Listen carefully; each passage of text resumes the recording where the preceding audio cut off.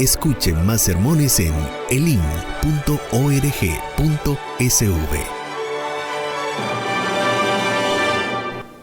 Amén. Vamos a abrir la Biblia, hermanos, para leer la palabra de Dios, capítulo número 1, versículo número 4 en adelante, que nos dice: y estando juntos, les mandó que no se fueran de Jerusalén, sino que esperasen la promesa del Padre, la cual les dijo: oísteis de mí. Porque Juan ciertamente bautizó con agua, mas vosotros seréis bautizados con el Espíritu Santo dentro de no muchos días. Entonces los que se habían reunido le preguntaron diciendo: Señor, ¿restaurarás el reino a Israel en este tiempo? Y les dijo: no os toca a vosotros saber los tiempos o las sazones que el Padre puso en su sola potestad, pero recibiréis poder cuando haya venido sobre vosotros el Espíritu Santo, y me seréis testigos en Jerusalén, en toda Judea, en Samaria y hasta lo último de la tierra. Seguimos ahora con este estudio del libro de los Hechos, del cual la semana anterior, más que todo, lo que hicimos fue dar una introducción al momento, al panorama que se vivía en el mundo romano, que es donde se desarrollarán los eventos que Lucas relata en su segundo libro. Porque ya estudiamos la semana anterior que Lucas escribió 2 libros. El primero es su evangelio, que lleva su nombre, se conoce como Evangelio de Lucas. Y su segundo libro es este que estamos comenzando a estudiar, es el libro de los Hechos. Ahora, existe una relación de continuidad entre lo que es el Evangelio de Lucas y el libro de los Hechos de los Apóstoles, y el elemento que hasta hoy hemos ya descubierto que está presente tanto en el Evangelio como en el libro de los Hechos es el tema acerca del reino. Pues precisamente la semana anterior terminamos cubriendo el versículo 3, y el versículo 3 termina diciendo que después de haber resucitado, el Señor se les apareció a sus discípulos durante 40 días, hablándoles acerca del reino de Dios.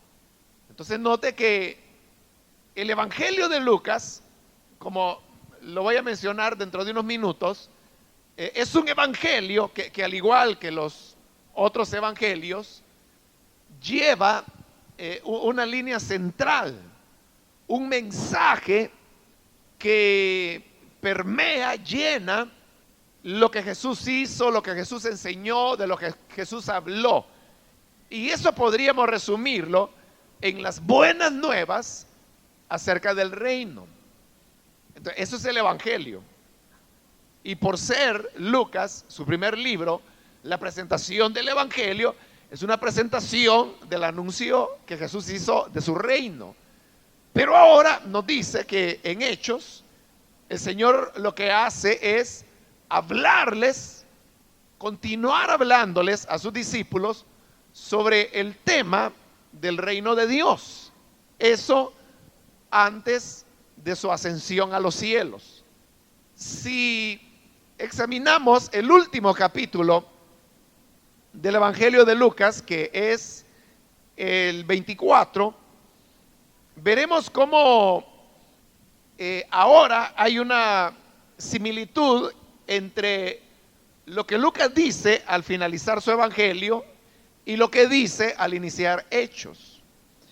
En el capítulo 24 de Lucas, que es el último, y en el versículo 49, que ya es de los finales del Evangelio, dice que Jesús les dijo a sus discípulos: he aquí, yo enviaré la promesa de mi Padre sobre vosotros, pero quedaos vosotros en la ciudad de Jerusalén hasta que seáis investidos de poder desde lo alto. En este versículo, que es el versículo que casi cierra, cierra las palabras que Jesús dice a sus seguidores en el Evangelio. Tiene tres partes. La primera es: enviaré la promesa de mi Padre. La segunda parte: quedaos en Jerusalén. Y la tercera parte: hasta que seáis investidos de poder de lo alto. Esos mismos tres elementos son los que encontramos en la lectura que hoy hemos hecho. Porque al volver a Hechos capítulo 1, en el versículo 4, ahí encontramos el mandato de quedarse en Jerusalén, que es un elemento. En el mismo versículo 4 habla de esperar la promesa del Padre, que sería el segundo elemento. Y en el versículo 8 habla de recibir poder, que sería el tercer elemento. Entonces, Lucas termina su evangelio resumiendo esos tres elementos que en el caso del evangelio es un cierre, pero en el caso de Hechos es una apertura al nuevo libro. De tal manera que estos tres elementos con los cuales Lucas cierra su narración en su evangelio son los tres elementos que sintetizan todo el contenido del libro de los Hechos. Dicho en otras palabras, sería que lo que Lucas en su evangelio presentó como un epílogo, como un cierre, es ese cierre el que él ahora desarrollará como un libro entero, que es precisamente este libro de los Hechos. Entonces vemos que hay elementos comunes entre el evangelio y Hechos. Hay una continuidad. Bien, habiendo hablado de eso, pasamos ahora al versículo 4, que es donde hemos iniciado la lectura. Y acá en la versión Reina Valera, que es la que yo tengo y la que seguramente la mayor parte de ustedes tiene, el versículo 4 comienza con la frase: y estando juntos. Realmente ese estando juntos no es la traducción más adecuada que pudo haberse hecho de lo que Lucas escribió en el idioma griego. Creo que lo comentamos la semana anterior que Lucas utiliza muy bien, o sea, él tiene un buen manejo del idioma griego. Es de los escritores del Nuevo Testamento que mejor lo manejan. Es decir, Lucas era un buen escritor, conocía muy bien el idioma, el griego. Pero lo que realmente dice el griego no es estando juntos, sino que lo que dice es: y comiendo la sal. Eso es lo que dice. Y comiendo la sal, les mandó que no se fueran de Jerusalén. Ahora, esa expresión, comer sal, a nosotros nos suena un poco extraña, ¿no? Porque en nuestro caso, cuando hablamos de comer sal, lo que entendemos es literalmente que hay un poco de sal y que uno está comiendo de ella, ¿no? Pero en la cultura en la cual Lucas escribió, comer sal era una manera de expresar el hecho de estar comiendo juntos. Y menciona la sal por dos razones. Uno, porque al igual que ocurre en el caso nuestro, la sal es un elemento que le da sabor a la comida. Y recuerde que Jesús hasta usó la figura de la sal para compararla con la iglesia. Y dijo que la sal es la que le da el sabor al alimento. Por eso es que la sal se relaciona mucho con la comida. Pero había otra razón más por la cual a la sal se le daba mucha importancia en la cultura hebrea. Y es que la sal era uno de los elementos que se ofrecían en las ofrendas que se dedicaban al Señor en el culto de Moisés, fuese en el tabernáculo, fuese en el templo que posteriormente construyó el rey Salomón. Y por eso es que para ellos el comer y utilizar sal le daba como un sentido de ser algo sagrado, el compartir los alimentos, aunque el hecho de comer juntos era para ellos en su cultura un elemento de comunión, de celebración. Por ello yo creo que la versión que se conoce como la NBI, es decir, la Nueva Versión Internacional, hace una mejor traducción cuando este versículo dice: y comiendo juntos, les mandó que no se fueran de Jerusalén. Porque eso es realmente lo que estaba ocurriendo. Y es que el Señor estaba comiendo con ellos. Y precisamente a experiencias como esas, que se dieron después que el Señor había resucitado, pero donde Él vino y se sentó, o se recostó más bien, como era la costumbre en la época, en torno a una mesa, y comió junto con sus discípulos. A eso es a lo que Lucas ha llamado pruebas indubitables acerca de la resurrección, porque comieron con el Señor, hablaron con Él. Él les enseñó durante 40 días acerca del reino de Dios. Y en medio del conjunto de pruebas indubitables, por supuesto, iba el hecho que vieron al Señor comer. Y un fantasma no come. De manera que era real que Él había resucitado. Estando entonces en esa comunión y aportándoles el Señor una prueba más indubitable que Él había resucitado, les manda, les ordena que no se fueran de Jerusalén, sino que permaneciesen allí, y les dijo que esperasen la promesa del Padre, la cual les dijo: oísteis de mí.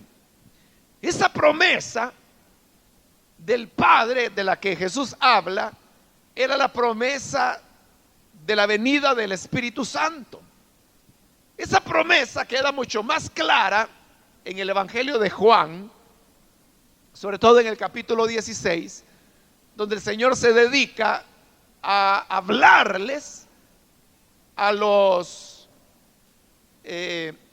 discípulos sobre la venida del Espíritu, el otro consolador, como lo llama Él, y que le dice que Él vendrá para convencer al mundo de juicio, de pecado y de justicia.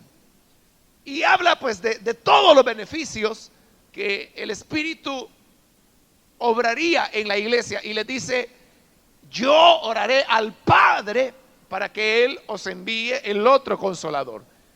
Entonces, ahí en Juan es donde tenemos más claramente explicada esta promesa. No obstante, en el versículo 5, el Señor se extiende para explicar a qué promesa Él se está refiriendo. Y dice: porque Juan, refiriéndose al Bautista, ciertamente bautizó con agua, mas vosotros seréis bautizados con el Espíritu Santo dentro de no muchos días.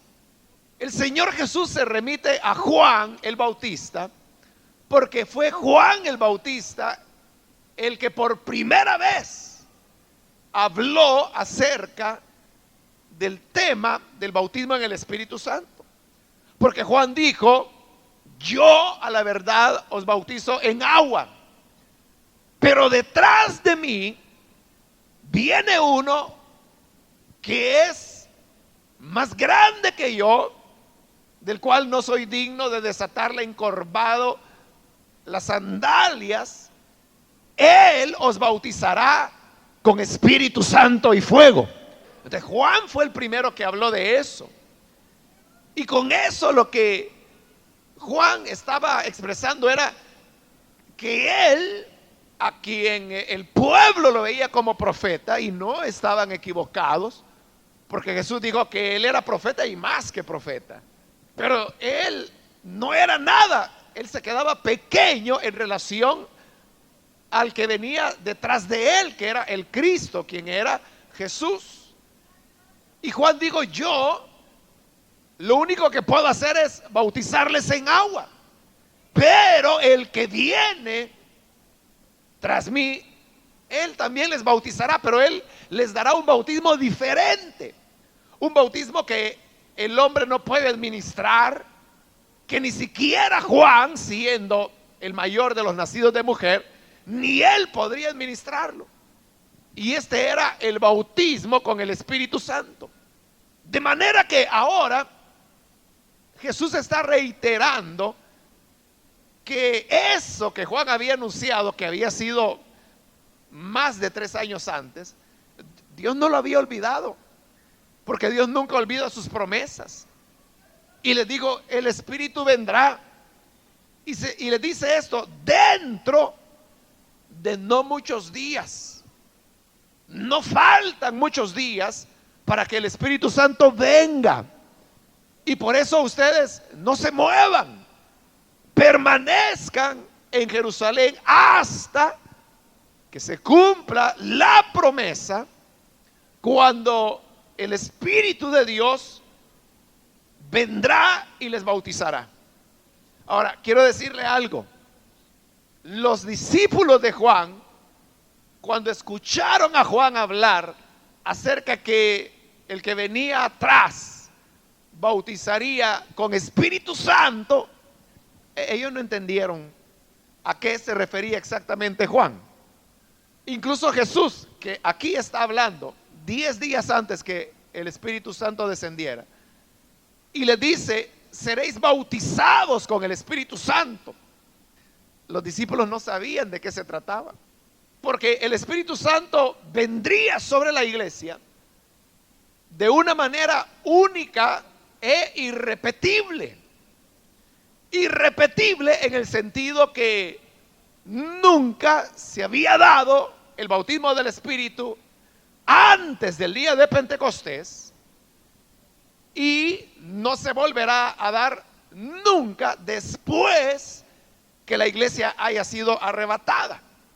Pero entre Pentecostés y el arrebatamiento de la iglesia, la experiencia del bautismo del Espíritu estará siempre vigente, por una razón que es a la que ya vamos a llegar, y es que Jesús lo que quiere es que su iglesia se convierta en testigo.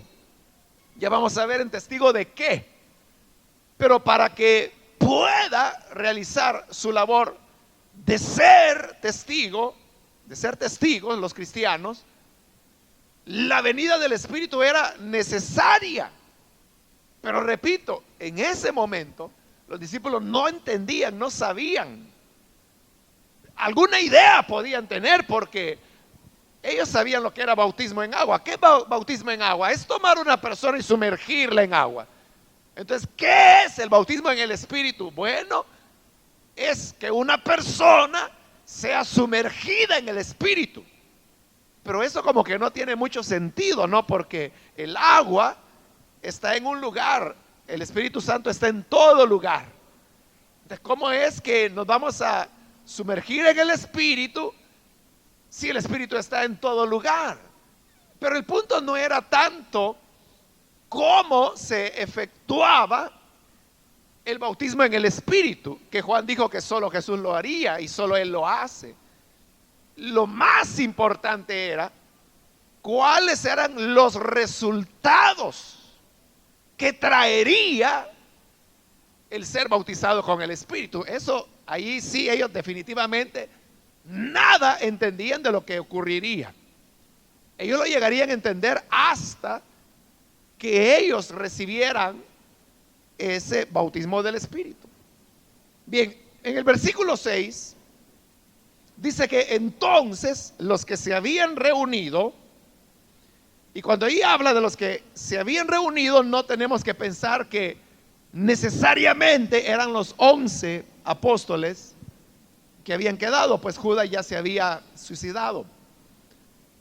Obviamente ahí estaban los 11, pero es probable que habían más. Tampoco podemos decir que estaban los 120, que luego los encontraremos en el capítulo 12 en el aposento alto. Pero estaban los 11 apóstoles y seguramente otros más. Porque recuerde que en 1 Corintios 15, cuando Pablo habla acerca de la resurrección de Jesús, él dice que hubo una ocasión en la cual el Señor se apareció a más de 500 hermanos en una sola ocasión. Una sola ocasión que no es narrada ni en los evangelios ni en Hechos, pero que ocurrió porque Pablo la menciona en 1 Corintios 15.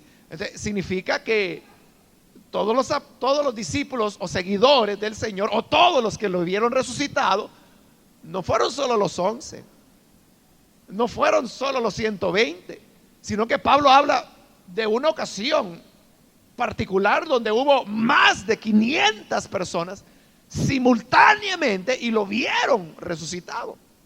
Por eso digo, cuando ahí la palabra dice los que se habían reunido, debemos entender que estaban los 11 obviamente, pero probablemente no solo ellos, sino que algo otros más, hombres y mujeres. Entonces los que se habían reunido le preguntaron diciendo: Señor, ¿restaurarás el reino a Israel en este tiempo? La pregunta que le hacían los discípulos, hermano, tenía toda la razón de ser. ¿Por qué?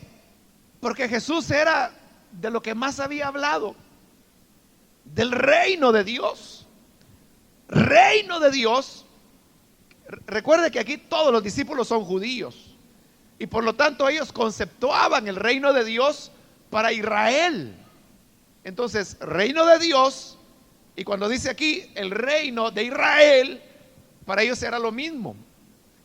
Pero ya vamos a ver que Jesús les va a corregir esa idea que ellos tienen acerca del reino de Dios. Pero volvamos a donde estábamos. Le preguntan: ¿restaurarás el reino a Israel en este tiempo? Señor, ya que resucitaste, ya que tú estás diciendo que no faltan muchos días para que la promesa del Padre se cumpla y venga eso que tú llamas el bautismo del Espíritu, que no sabemos muy bien ni entendemos qué va a hacer, pero algo bueno ha de ser. Pero eso que nos estás diciendo significa que restaurarás. Ahora, hoy sí ya viene la restauración del reino a Israel, es decir, el reino de Dios vendrá a Israel ahora. Muchas veces cuando uno no tiene el contexto, y no hablo del contexto de Hechos, estoy hablando del contexto del Nuevo Testamento, sobre todo el contexto de Evangelios más Hechos. Si uno no tiene ese contexto, uno queda con la impresión que la pregunta está fuera de lugar, que ellos están preguntando por algo que ya no tenía razón de ser, pero es todo lo contrario. Los discípulos, como dije, tenían toda la razón al hacer esa pregunta. ¿Por qué? Porque Jesús es de lo que más habló. Jesús habló más del reino de Dios que de ningún otro tema. Realmente Jesús no vino a hablar de él, sino que él vino a hablar del reino de Dios. Y cuando hablaba de él, lo hacía únicamente en cuanto a la relación que él tenía con el reino de Dios.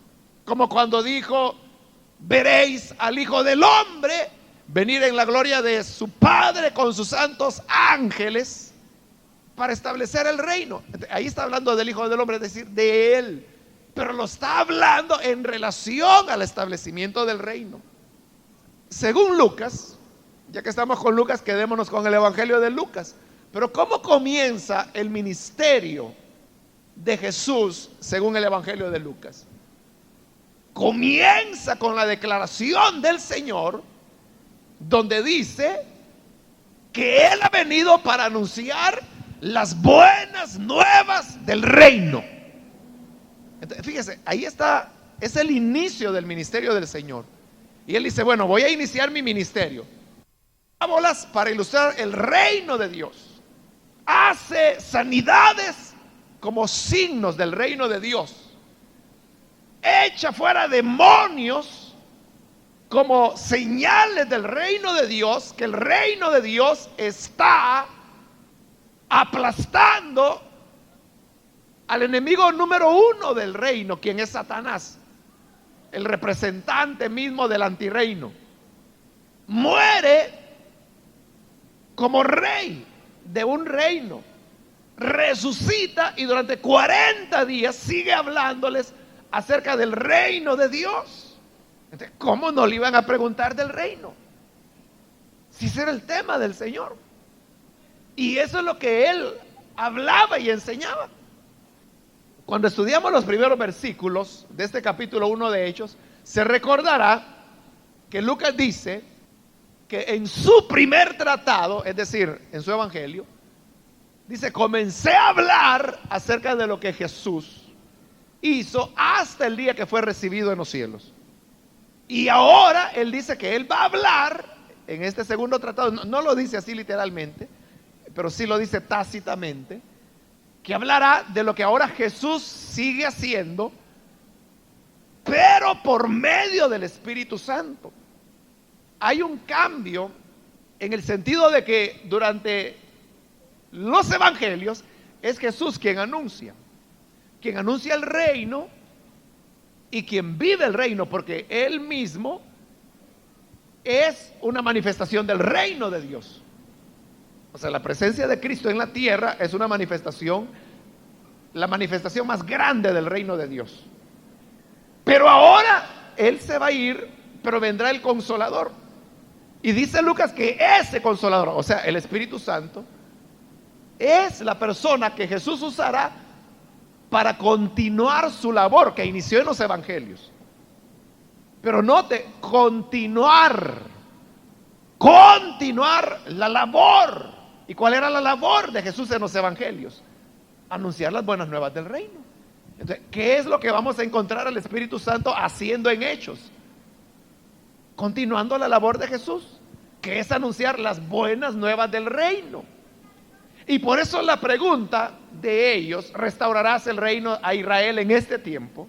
No era una pregunta fuera de foco, no era una pregunta fuera de lugar, al contrario, era una pregunta muy pertinente. Pero además de pertinente, era una pregunta relevante, muy importante. Entonces, lo que la iglesia ahora es llamada a hacer es hacer el instrumento del Espíritu, porque para eso es que la iglesia será bautizada. Pero ¿qué es lo que el Espíritu quiere hacer? Lo que el Espíritu quiere hacer es continuar la obra de Cristo. ¿Y cuál es la obra de Cristo? Anunciar las buenas nuevas del reino. Y por eso la iglesia tenía que tener una claridad acerca de lo que era el reino. Pero en la pregunta que ellos hacen, ¿restaurarás el reino a Israel en este tiempo? Ellos estaban ahí cometiendo un error. ¿Y cuál era ese error? El error era que ellos limitaban el reino de Dios a una nación, que era Israel. Ellos habían entendido que Jesús había venido a anunciar y a establecer el reino, y es efectivamente lo que Él hizo. Pero no ha llegado todavía ese reino a una plenitud, sino que sigue el proceso hasta que en la segunda venida de Cristo Ahí es donde el reino sí se establecerá ya de una manera plena, pero eso no significa que tenemos que esperar y que el mundo reviente, y mientras más rápido reviente, mejor. Pero cuando Cristo venga establecerá su reino. No, porque Jesús les está diciendo ahí que quiere Él que sigan la labor que Él ha iniciado. ¿Y cuál es la labor que Él ha iniciado? Anunciar el reino de Dios. ¿Y qué es el reino de Dios? Es la acción por la cual Dios hace efectiva su voluntad en la tierra. Y por eso es que hay algunos teólogos que prefieren hablar mejor de reinado de Dios que de reino de Dios. Porque el hablar de reinado de Dios está hablando de la acción de Dios al establecer su voluntad en la tierra. Pero los discípulos no están pensando en la tierra, están pensando en Israel. Restaurarás el reino a Israel en este tiempo. Entonces viene Jesús y les hace dos aclaraciones. La primera en el versículo 7. Y les dijo: no os toca a vosotros saber los tiempos o las sazones que el Padre puso en su sola potestad.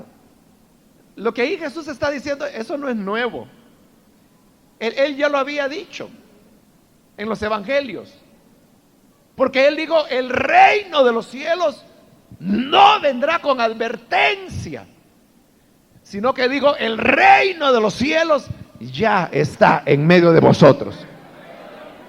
Porque el reino de Dios está donde la voluntad de Dios es hecha, donde la voluntad de Dios se establece sobre el pecado, sobre el mundo, sobre los valores del antirreino, sobre la tierra, donde la verdad se impone sobre la mentira, donde la solidaridad se impone sobre el egoísmo, donde la justicia se impone sobre la injusticia. Ahí el reino de Dios está presente. Y por eso es que cuando Jesús anunciaba el reino, lo que Él hacía era traer esa voluntad de Dios y ponerla en práctica sobre la tierra. Ahora, esa voluntad de Dios y ese reino de Dios no siempre, oiga, no siempre nos resulta agradable.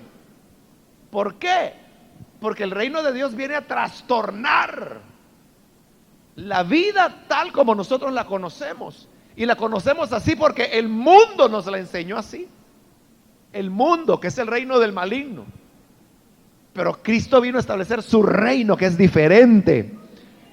Y por eso es que se da un choque entre el reino de Dios y el reino, los reinos de este mundo. Los valores del reino de Dios y los valores que se viven en este planeta.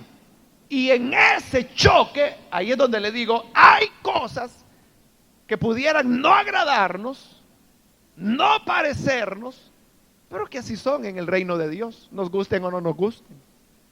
Y nuevamente, manteniéndonos en Lucas, por no salirnos del autor, Lucas dice que cuando Jesús anunció el reino, Él dijo, por ejemplo: bienaventurados ustedes los pobres, bienaventurados los que lloran, porque serán consolados, bienaventurados los que son despreciados, porque así trataron a los profetas que fueron antes de vosotros. Y luego de haber hablado de las bienaventuranzas, Lucas dice que comenzó a hablar de los ayes. Y entonces dijo: ay de ustedes los ricos, que estáis saciados, porque sufriréis hambre. Ay de vosotros que ahora reís, porque lloraréis. Son palabras bien fuertes las que el Señor usa, ¿no? Pero esas son las normas del reino. Y por eso le digo, pudiera ser que no nos agrada, porque los valores del mundo no es que es dichoso el pobre, que es lo que Jesús dijo: bienaventurados ustedes los pobres, les dijo. Pero para el mundo la pobreza es una desgracia, ¿no? Cuando Jesús dijo que los pobres son los destinatarios del reino. Y por eso les dijo bienaventurados, porque es para ustedes. Uno se recuerda, y ahí sí me voy a salir de Lucas, para pasar a Mateo, cuando el Señor dice que se regocijó y alabó a Dios. Y le dijo, Padre, yo te alabo, porque estas cosas, refiriéndose a su reino, las ocultaste de los poderosos, de los ricos, y se las revelaste a los pequeñitos. Ahí está diciendo bien claro que los destinatarios del evangelio, los destinatarios de su reino, son los pobres. Ahora, ¿un rico no puede entrar en el reino de los cielos? Sí puede entrar, si se arrepiente. Pero ese arrepentimiento implica lo que Jesús le dijo al joven rico: vende lo que tiene, repártelo a los pobres y ven y sígueme. Eso implica una conversión auténtica. Entonces, ese reino es el que ahora los discípulos y los que estaban ahí reunidos lo reducían a Israel. Entonces viene Jesús y le dice, mire, porque preguntaban, ¿hoy lo restaurarás? Y él les dijo, eso es algo que solo el Padre lo sabe. No les toca a ustedes saber los tiempos, los momentos, que es lo que significa la palabra sazones, que el Padre puso en su sola potestad. Es decir, eso el Padre lo sabe, pero a la vez Jesús está dando ahí una enseñanza, y es esta: ustedes no se preocupen por cuándo el reino será establecido. Ustedes vivan dentro del reino, practiquen la justicia del reino, practiquen el amor, la solidaridad, la justicia, la verdad, la humildad del reino. Y si ustedes la practican, ustedes estarán dentro del reino. Entonces yo ya no voy a estar preguntando, ¿y cuándo será la venida del reino? ¿Será en el 2008? ¿Será en el 2010? ¿Será en el 2011? ¿Será en el 2017? ¿Qué me importa a mí si será en el 2005 o en el 2030? Si yo hago la voluntad de Dios, hoy estoy en el reino de Dios. Estoy viviendo en el reino de Dios. Esa es la primera aclaración. La segunda aclaración, versículo 8. Pero recibiréis poder cuando haya venido sobre vosotros el Espíritu Santo. Se les está repitiendo de la promesa del Espíritu. Y me seréis testigos en Jerusalén, en toda Judea, en Samaria y hasta lo último de la tierra. Ahí Jesús les está hablando otra verdad acerca del reino.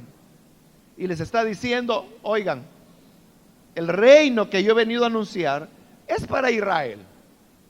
Pero no solo para Israel, sino que es para todas las naciones hasta lo último de la tierra. Entonces la corrección son dos: no se preocupen por cuándo viene el reino. Ustedes hagan el reino, sean agentes del reino ya, no se queden de brazos cruzados esperándolo. Y número dos, el reino es para todas las naciones, no es solo para Israel. Y por eso yo quiero que ustedes me sean testigos en Jerusalén, en toda Judea, en Samaria y hasta lo último de la tierra. Te les está diciendo que el reino es para toda la tierra. Y eso concuerda con las profecías, porque en las profecías dice que el reino del Señor será de mar a mar, de un confín hasta un confín, dice desde un río hasta el otro río de la tierra. El reino de Dios es para todo el planeta. Pero para que ese reino llegue, Dios le pide a sus discípulos, Jesús le pide a sus discípulos que se conviertan en agentes de este reino. Específicamente les pide que sean testigos. Ahora, ¿qué es un testigo? Un testigo es una persona que atestigua acerca de hechos de hechos. Si yo digo 2 más 2 es 4, eso no necesita testigos, porque eso es matemáticas, esa es una ciencia exacta. 2 y 2 es 4 y punto. Y es aquí como en Etiopía, como en la China, como en la Antártida, como en Alaska. Y punto. Aquí en la Luna y en Marte. Pero yo no necesito testigos. Pero sí se necesita de testigos cuando se habla de hechos, de cosas que sucedieron. Y eso es lo que Jesús les pide. Yo quiero que ustedes sean mis testigos. Y que lo sean para todo el mundo. Pero ¿testigos de qué? Testigos del reino que Él vino a anunciar. Testigos que Jesús vino para establecer la voluntad del Padre en la tierra. Y que por establecer esa voluntad del Padre fue muerto. Pero por cuanto el reino de Dios es justicia, el Padre le resucitó para que la justicia venciera sobre la injusticia del juicio amañado que le habían hecho a Jesús. Entonces, eso era el reino. Entonces les dice, ahora yo quiero que ustedes vayan a todo el mundo, hasta lo último de la tierra, y quiero que sean testigos de los hechos que he realizado, que he hablado, que he enseñado. Vayan y cuenten que porque me asocié con los pobres, que porque me hice amigo de publicanos, porque recibí a los pecadores, porque los abracé, que porque recibí a los niños, vayan y cuenten que por eso los poderosos me dijeron loco, endemoniado, me maltrataron y me mataron. Que porque anuncié que no había que extorsionar ni al huérfano ni a la viuda, que porque dije, ay de los ricos, me mataron bajo una acusación política. Vayan y sean testigos de eso a toda la tierra y hagan lo que yo hice. Eso es lo que les está diciendo. Y háganlo hasta lo último de la tierra. Ahora, toda la tierra incluye toda la tierra, ¿no?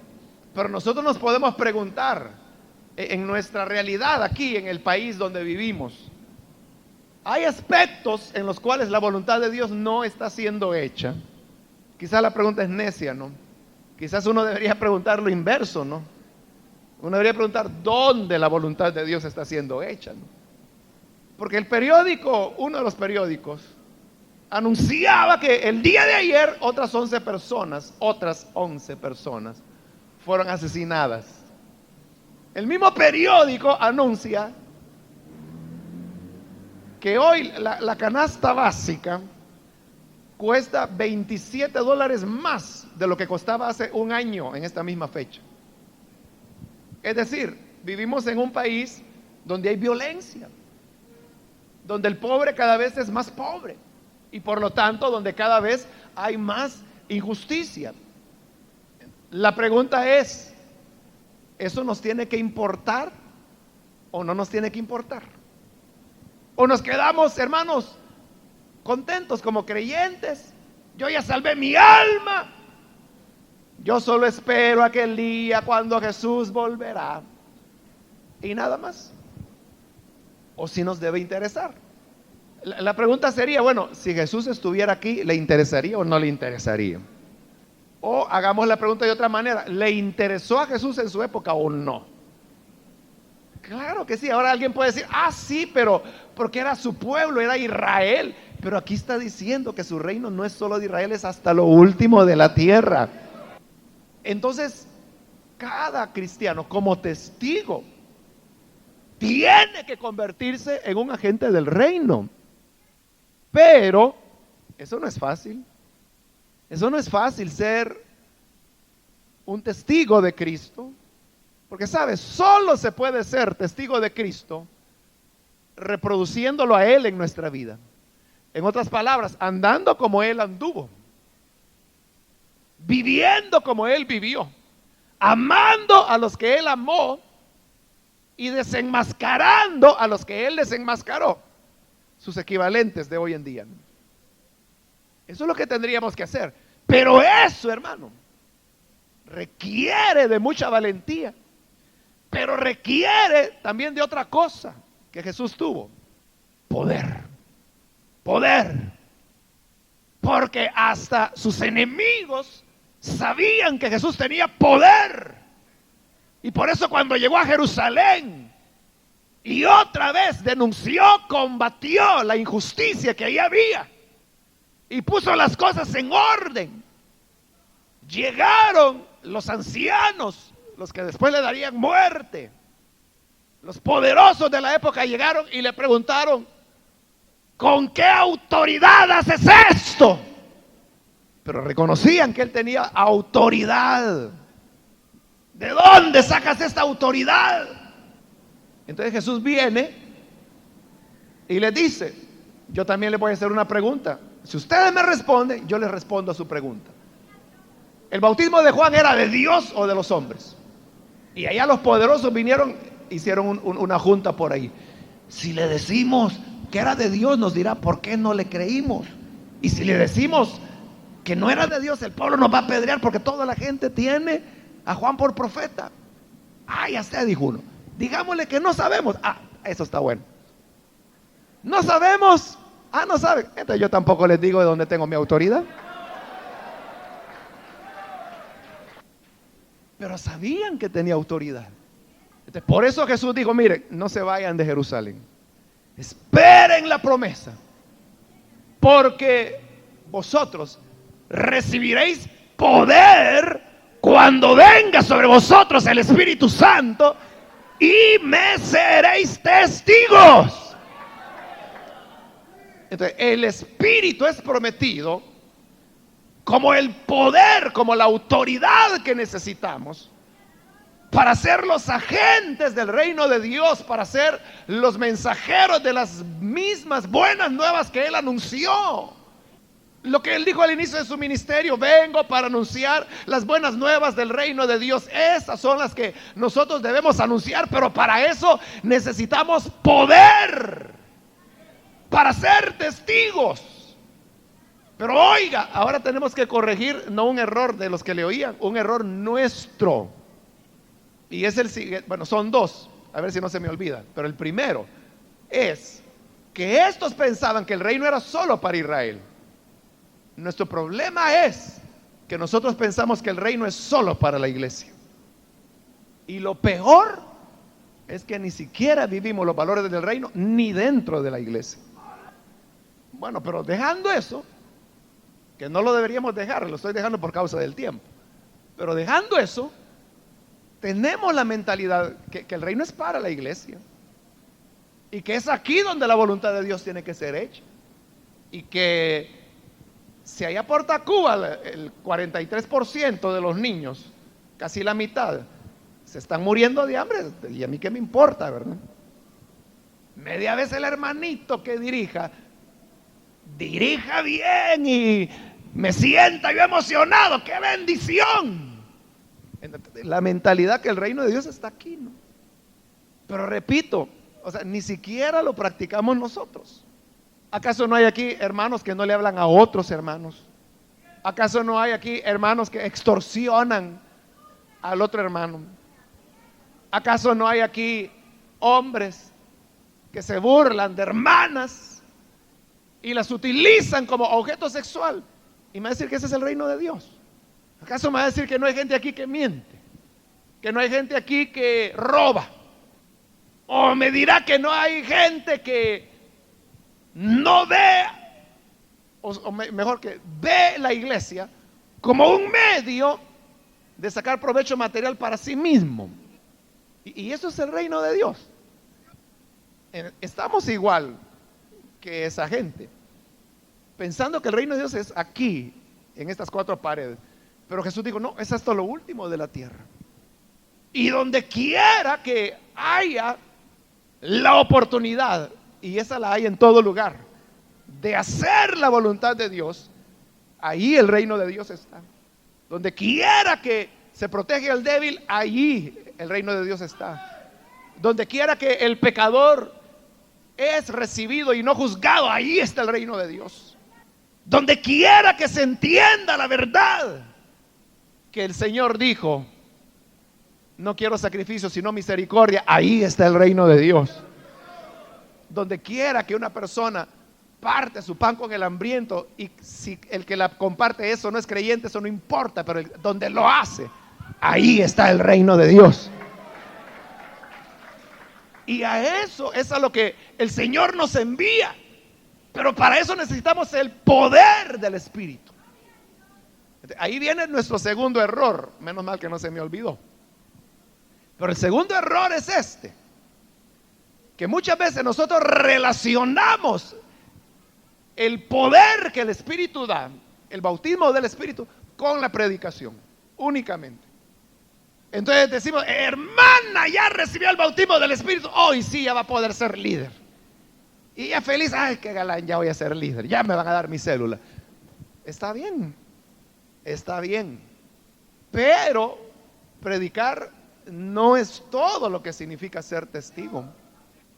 Ser testigo significa más, o sea, no estoy negando, ¿no?, que el bautismo del Espíritu se necesita para la predicación, para el anuncio del Evangelio. Definitivamente se necesita. Pero si lo reducimos a eso, nos estamos perdiendo de toda la riqueza que la Biblia nos quiere enseñar. Porque un testigo no es solamente el que habla, sino que un testigo es quién es el que habla. Porque hay personas a las cuales usted no les creería lo que le están diciendo, ni aunque se lo digan de rodillas y jurándoselo con los dedos de los pies, que es cierto, ni así les creería usted. ¿Por qué? Por quiénes son. Entonces, ser testigo no solamente es lo que hablamos, sino lo que somos. Entonces, el poder del Espíritu Santo no es solamente para que nos convirtamos en anunciadores del Evangelio, sino para que encarnemos en nosotros las verdades del Evangelio y del reino de Dios, de manera que prediquemos sin necesidad de abrir la boca. Entonces, para eso se necesita el poder del Espíritu. Un estudio bíblico con el pastor Mario Vega. Mario Vega inició su ministerio pastoral en 1980. Asume la dirección general de Misión Cristiana Elim en 1997.